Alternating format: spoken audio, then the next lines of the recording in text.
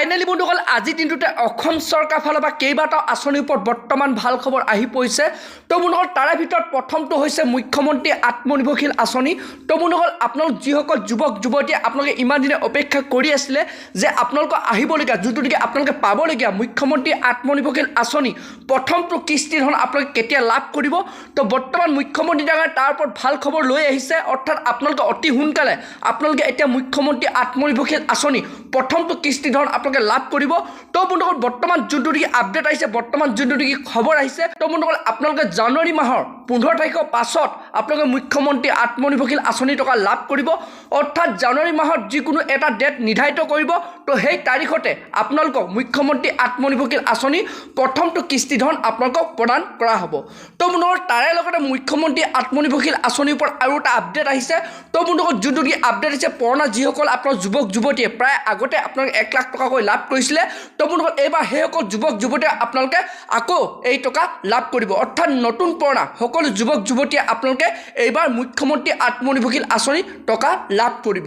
তো এতিয়া বন্ধুসকল আপোনালোকক মই নেক্সটটো খবৰ জনাই আছোঁ, বৰ্তমান যোনটো নেকি আহিছে PM কিষাণৰ ওপৰত।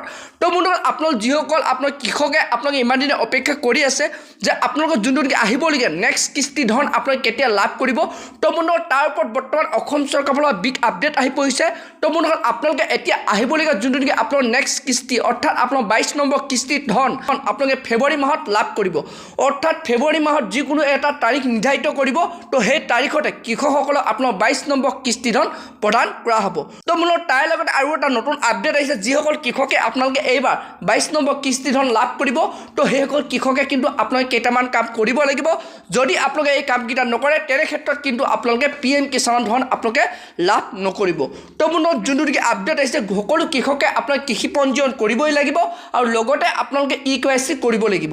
তো বন্ধুসকল বৰ্তমান যোনটো নেকি আপডেট আহিছে, সকলো কৃষকে EKYC কৰিব কৈছে, তাৰে লগতে আপোনালোক PM কিষাণৰ যোনটো পঞ্জীয়ন, তো আপোনালোক পঞ্জীয়ন কৰিবই লাগিব। যদি আপোনালোকে এই দুটা নকৰে তেনে ক্ষেত্ৰত কিন্তু আপোনালোকে সেই আহিবলগীয়া ফেব্ৰুৱাৰী মাহত আপোনালোকে কিন্তু নেক্সট কিস্তি ধন আপোনালোকে লাভ নকৰিব।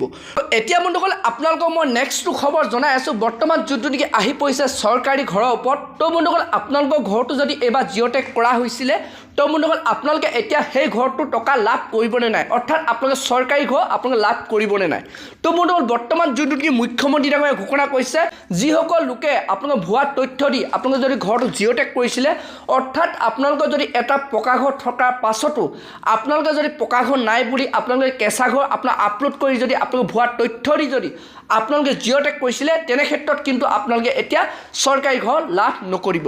অৰ্থাৎ যোনটো নেকি মুখ্যমন্ত্ৰী ডাঙৰীয়াই ঘোষণা কৰিছে, আপোনালোকৰ ঘৰটো যদি পকা, আপোনালোকৰ যদি পাছফালে বা কেঁচা ঘৰ বা কিবা আছে, তো তেনে ক্ষেত্ৰত যদি আপোনালোকে পাছফালে ঘৰটো যদি কেঁচা ঘৰটো মাৰি পিনে যদি আপোনালোকে ফটো আপলোড কৰিলে, সেইসকল লোকৰ ঘৰ কৰ্তন কৰা হ'ব। অৰ্থাৎ আপোনালোকে এইবাৰ চৰকাৰী ঘৰ লাভ নকৰিব।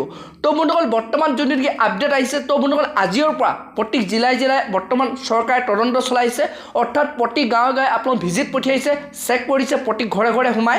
তো তেনে ক্ষেত্ৰত যদি আপোনাৰ ঘৰটো যদি এনেধৰণে আপোনালোক ভুল তথ্য দি আপোনালোকে যদি জিঅ'টেক কৰা হৈছিলে, তেনে ক্ষেত্ৰত কিন্তু আপোনালোকে এইবাৰ চৰকাৰী ঘৰ টকা লাভ নকৰিব। তো বন্ধুসকল এইকেইটা আঁচনিৰ ওপৰত বৰ্তমান অসম চৰকাৰৰ ফালৰ পৰা বিগ আপডেট আহি পৰিছে। তো বন্ধুসকল আজি ভিডিঅ'টো ইমান আছিল। আপোনালোকে যদি আৰু এনেধৰণৰ ইনফৰ্মেশ্যন বা এনেধৰণৰ আপডেট খবৰবোৰ জানিব বিচাৰে, চেনেলটো লাইক এটা কৰিব, পাৰিলে ছাবস্ক্ৰাইব এটা কৰি ৰাখিব, লগতে আপোনালোকে বেল আইকনটো অন কৰি দিব। তো যেতিয়াই এনেধৰণৰ খবৰ বা নতুন আপডেট আহে, তো প্ৰথমেই যাতে আপোনালোকে সেই ভিডিঅ'টো লাভ কৰিব পাৰে।